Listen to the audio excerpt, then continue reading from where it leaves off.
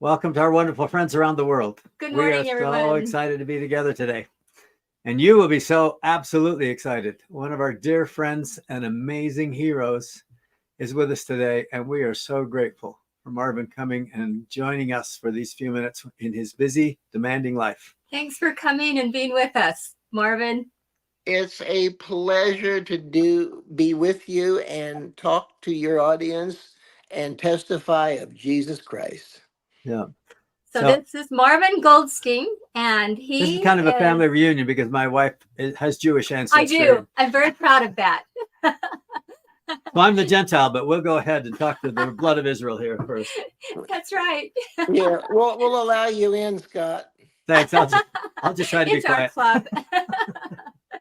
Oh, well, your name is a household name in so many homes around the world, and Including ours. including ours. And your talents and gifts have been shared for decades. And we're going to hear to all those who are listening all about his story and how he joined the church and his musical career that has influenced many. But as you get on, we would love to know where you are listening from. So let us know that and ask any questions in the comments. That'd be great. Internationally, we'll tell you more, but over 2,000 firesides in the last, 20 years? 38 years. 38. 8 years. It's so incredible, and Oh, my traveled goodness. all over the world, and has an exciting trip coming up. Do you want to just tell us a little bit about what's coming next, where you're traveling? Well, since I received a calling to do this very thing as far as performing and testifying with word and especially with music. I have the impact that has been made through music, not necessarily me, but through music and the spirit conducting that music. We meaning my singer and I, Vanessa Joy, who lives in Arizona, and I, for the last 15 years, have been invited to do what we do in various countries around the world, Canada, North America, Central America, um, because of the effectiveness of what it is. It's speaking directly to those that would be open to hear. It speaks directly to people, soul to soul, mind to mind, Heart to heart. as they allow the spirit to teach them from what they are feeling. And so because of that, and have dedicated our lives to that work, we are invited to so many places. Now, after you've seen so many places around the world, you just have to resign yourself to know that traveling is just one of the challenges of it. True enough. Oh, well, you are in Florida and Vanessa Joy is in Arizona. Yeah, you get together and you have influenced so many. And it's we just learned that Marvin has three grandchildren. They have one son, he and his wife, Lene, and Yes, yeah, Lene. And she joined the church before you did, right? she sure did. In about 1980, she had been invited to what is still called the Institute of Religion, which is all over. So, and the teacher at that time, when she went there, was named Robert Millet, and I don't know if you know who that is. Oh, yes. We all know him, Robert Millet, for sure. Yes, Robert Millet uh, was the institute director and bishop, and when he saw me coming in, he was very careful about how to handle the situation. Uh, she had eventually asked to be baptized, and but he would not accept that answer unless he said it was okay with the husband, me. And so I said she seems to be quite happy, and that would be just fine. but let's leave me alone out of it because I'll support her, and I don't see any reason to change my religion because I was made aware, and I was being sarcastic, of course, and said that Jesus Christ was Jewish, and would he pick the wrong religion? And so, so they kind of left me alone, but about 40 sets of missionaries were literally assigned to teach me over 4 years. And the story is pretty cool. Um, should I go on with this Yeah, part of the share it. story? That's Yes, wonderful. please. So, as they were assigned to teach me, the church again was very careful about how to approach me. And I said, you don't have to be careful to approach me, but I'm just not really listening to what you have to say. But they said, well, would you, now this is back in the 80s, would you listen to a talk and just let us know what you think? And I went, well, I guess I could do that. And it was on a cassette. Now, of course, nowadays, do kids even know what a cassette is? I'm not sure. So anyway, so I'm listening to a cassette, and a person was speaking that had then become a good close friend, and his name was Cleon Skousen. And Cleon Skousen gave a talk, which is still available, called Rebuilding the Temple in Jerusalem. And it can be got from his works. I think his family still has those available. Rebuilding the Temple in Jerusalem, now on either cassette or some, not cassette, but on CD or some other way online. When I finally heard that, and I had been instructed by missionaries for years that if I would have real intent, which I didn't, and I would have faith in God, which I did, but not Jesus Christ, because in a Jewish household, a lot of times Jesus Christ is not much more than a curse word. And so there was a huge challenge there. And so I listened, and they said, when you listen and you have real intent and faith, you can receive the truth of what you're listening to if you're sincerely wanting to know. God can talk to you. So I had dismissed that for years.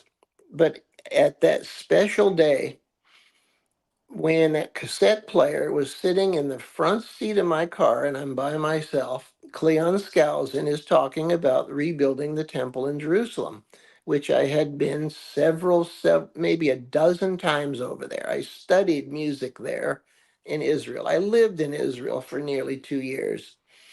So I knew where he was talking about, what he was talking about. Um, and they said, when you feel it, when you feel truth, you'll know it beyond any other communication that maybe perhaps you've ever felt. Maybe you have felt truth before and understand where it comes from, maybe not, but you'll know, and you'll know beyond a shadow of a doubt. So I'm listening to Cleon Skousen describe rebuilding the temple in Jerusalem, and all of a sudden, I had no idea what was happening to me because I was taken back. I was not really wanting to know about any kind of a truth other than Judaism that my life was all about. My family was all about. My grandparents, both from Russian, Jews, Ukraine, Belarus, rabbis, all the way back. And I listened, and all of a sudden in my left shoulder and in my just around my heart, I started to feel an expansion. And it was not comfortable. It was like pulling and grabbing as if what's happening to me. And so all of a sudden I connected that, and here's what I thought, oh no. Oh no, no, no, no, no. No, no, no, no. This is all true. And I asked in the car, to a cassette player because the car had an 8-track in it. I asked the cassette player, is this all true? And it grabbed so hard. I undid the window in the car, pushed the button, window came down. I took my arm out to try to shake this feeling off of me. I didn't want to feel it. I didn't like it. I knew this was going to be a major problem with me, my family, my friends, whatever. The church people, the missionaries were wonderful. But oh no, what's going to happen now? When I change, I become what do I become to the family now? Worried about it. Many months pass. I didn't tell anyone about what happened. One day, after 4 years, an elder, Bigler, which was the name, from Ogden, Utah, tall, beautiful man, came up and said to me, Brother Goldstein, there's something different about you. Your countenance has changed from when we were here last. Um, I know that you know that this is all true. Would you care to be baptized? And I went, that'd be fine. So if he hadn't asked to me to be baptized directly and watched and saw me in my eyes and my countenance and softening and understanding and just needed to be asked to have courage, I wouldn't have joined the church. But now that's from 1985 to present. And I travel and perform for in the millions of people. And we are so grateful that you do. Oh, that is such a beautiful story. Thank you for sharing that. Just reminds us constantly how much Heavenly Father loves each of us individually and reaches out to us in our own unique way to bless us and guide us home, right? So beautiful. And you have this talent. Tell us about the musical part of your ministry. We And know you started very early with a career in music and have shared so widely. but many people don't have an apostle in the midst of the story. Yeah. No, yeah, I know. I started about 9 years old. So even before I was aware of even what the church name was or who it was or anything about it, I had already practiced music for 25 years then. Right now, to date, I've been playing for 64 years. And so I was well versed on music improvisation, on presenting music, and trying to give what the feeling of music is, so people can understand without a word being spoken what the music was all about, and teach them how to feel music, not even knowing how to connect that to the spirit of the church. And so in 1989, well, first of all, 1985, I joined the church. A few years later, 3 years later, a guy came to give us a talk at the church named Jeffrey R. Holland. And Jeffrey R. Holland was not even an apostle at the time. He was an area authority. He was a former um, president of the university, BYU. So he came to Tallahassee. He gave a talk, and it's a Sunday. And he said to me after I played Prelude, he says, "It's nice to meet you. Thank you for what you're doing. Are you busy tomorrow night?" And I went, "Tomorrow night? That's be Monday night?" Not necessarily. What do you have in mind? And he said, "Well, we're having a meeting in Jacksonville, Florida. All the mission presidents in the southeast part of the United States, all the way down through Central America, even the Dominican Republic, and all of them are getting together for a training meeting and dinner. It's a family home evening. Then they'll be there for a day or two more to be trained. Would you come play for us and have dinner?" Wow. I said, "That'd be great." So I went over Jacksonville, Florida, sitting having dinner, and then all of a sudden they'd asked a few people to play. One sister, mission president's wife, played the flute, played something. Another one sang something, whatever. And now it was my time. And I said I had about whatever I really needed, 15 minutes, 20 minutes, whatever I wanted to do. So I started to play for these couple hundred people. And sitting right there next to me was someone I never had met, never at all, named Marvin J. Ashton. And he was the guy that was training everyone and welcomed everyone. So about 6, 7, 8 minutes into the meeting, Elder Ashton stops the meeting as I'm playing. He says, "Hang on a minute. Brother Goldstein, can you come over here and pull out a chair? The Lord has asked me to set you apart in a blessing now."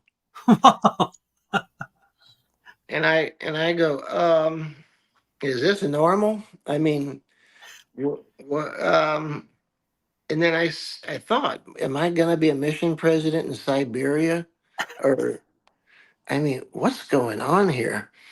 And so he did that. And then I was dumbfounded as to what to do with it. But the blessing, in essence, and I wrote it down, someone wrote it down for me. As I share the gift of music with those that would come, I would and my family would be blessed in all things, in all ways, and at all times. And he says, through the holy apostleship of Jesus Christ, I seal these blessings and this mission upon you for a lifetime. And so here it is. I go back to Salt Lake, then not very long afterwards, and I, of course, call up my best friend, Marvin J. Ashton, and ask him to come meet with him in his office. So I go up to the office. He said, "Let's go have lunch." We have lunch with about 8 apostles, get to meet everybody. Um, and then he invites me to do missionary work with him. We had some very funny things that happened. How much more time do we have? Oh, please. Keep going. Anyway, so he says, I went into his office and I said, "Hey, Elder, I am doing a fireside on Sunday night. This is like Thursday, I think, during the week, but on Sunday night I'll be at. Can you come? Would you like to come?"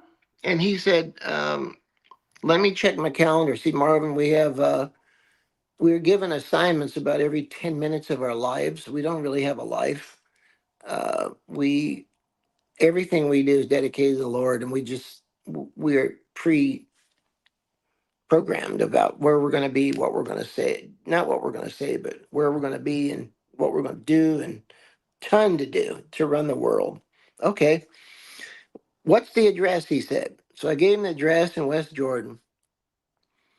So it's Sunday night, and about 1,500 people had showed up to this fireside, which is a lot of people. All of a sudden, 10 minutes after it started, right at the side door coming in is Elder Ashton and Norma Ashton, his wife. So I look up and I'm really pleased. And I looked and I said, "Well, everyone, let's welcome Elder Marvin Ashton and his wife." So everybody about had whiplash, looked up, looked around. And then I said this, "Elder Ashton," and I didn't know what protocol meant. I'm kind of a jokester or whatever. All Jewish men are funny. Anyway, um, I said, "Would you care to come up?" I'm saying this to an apostle. "Would you care to come up and give your testimony?" To an apostle. He comes up and he says, "Brother Goldstein, I liked you until now." So this is really something. So the fireside's over. Another 6 months, whatever. I'm called to come to Salt Lake a lot. I go visit him all the time. I also am best friends with Elder Ballard and Elder Anderson. and just tons of them. So anyway, I go back and he asked me to go do something with him here and there. One of my assignments, which is all by the, believe me, by the Spirit, it's not an assignment from the church. It's just something I'm able to just discern of where to be. And I call and they set it up and whatever. And it's big time, wonderful blessings to keep up with all this. But I found out that Elder Ashton was on my route in California and he was giving a training session somewhere. So I said, "Where is it? Give me the address." So I'm driving and I don't have much time, but I end up at the stake center somewhere, a lot of cars. I go in and I ask somebody at the door, "Is Elder Ashton here?" Yeah, who are you?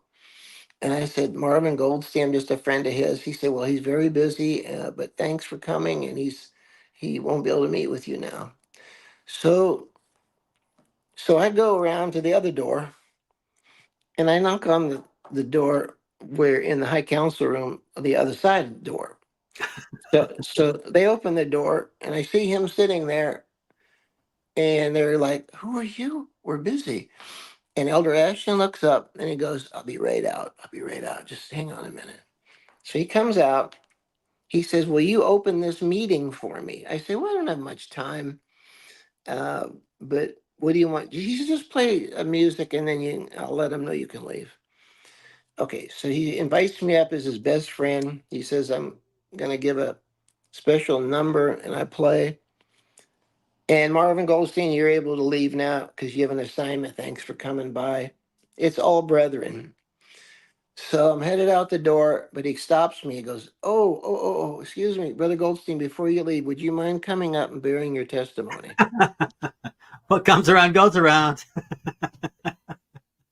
So the two Marvins, Marvin Ashton, Marvin Goldstein, become really good friends and have a lot of inside, wonderful, fun jokes and things together. And so anyway, in recent years, it's been hard to understand for many in the church. Do I really have a calling, or did I just wish I had one? Do you know what I'm trying to say? Yeah, exactly. But you got a And mission then for life. You're set I apart mean, without a I deadline. I know, but did that really happen? And so I found out about 5 or 6 months ago that I called uh, Jeffrey R. Holland's son, who came to Tallahassee and gave a talk also, and I asked him to ask his dad if he would send me a letter that would recall that night when I got that blessing because he had invited me there and he was there also. I got a letter back of explanation of about that, which then helps clarify that yes, that really did happen, and yes, I have the mission call, and yes, as long as I have the energy, I will keep doing it until I'm no longer doing it here. You are Mm. such a blessing to all of us. That is such a beautiful story. And your unique gift. You know, I think about the Doctrine and Covenants talking about everybody having unique gifts. Section 46, it says some is given one, some is given another. But to have such a gift that you have, to be able to share the Spirit, it is the universal language. It passes any kind of barrier. It allows people to feel and receive in any culture. It is a unifying, wonderful gift. And Mm. boy, do we need that in this world these days. So, Marvin, how do people find your recordings? Where do they go? And how can they get more of your music into their lives? Well, I'm on Spotify. I'm on Pandora. I'm on marvingoldstein.com. They can buy all of my 15 piano books. Uh, but Spotify, listening and streaming and all of that. My YouTube channel, Marvin Goldstein, has a lot of things that I've done. Oddly enough, the most listened to is called on YouTube the Children's Songbook Medley. It's about 8 or 9 minutes Love long. that. And I did it in the Provo, tabernacle Yay. Before it became a temple. 3 months before it burned down. Must have been a hot concert, man. They said I caused it because of how fast, how fast I was playing. So, Spark from that piano. then it burned down, and there's 1.5 million views, I think, on this thing. But no, yeah, Well million, deserved. whatever. But then, of course, the temple was built there instead of the tabernacle. But that's how they can get it. That helps support what we do. Oh, that's so The great. biggest one of the biggest blessing that I've got going is my association with Vanessa Joy, the singer in Arizona.